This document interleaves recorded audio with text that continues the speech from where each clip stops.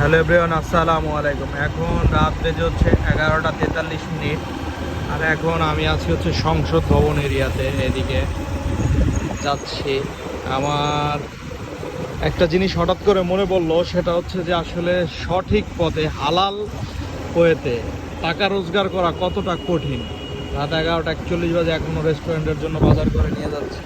পেছনে বস্তা, সাইডে বস্তা। এই যে আমি যাচ্ছি বাজার করে, এই যে তাও হাসি দেখেন, অন দা ওয়ে 2 বস্তা বাজার নিয়ে যাচ্ছে। সর্বোপরি কথা হচ্ছে, অন্যের টাকা নিজের পকেটে আসা এত সহজ না ভাই। কঠোর পরিশ্রম করতে হবে, আর্ন করতে হবে, পরিবারকে সুখে রাখতে হবে। ভালো থাকবেন সবাই।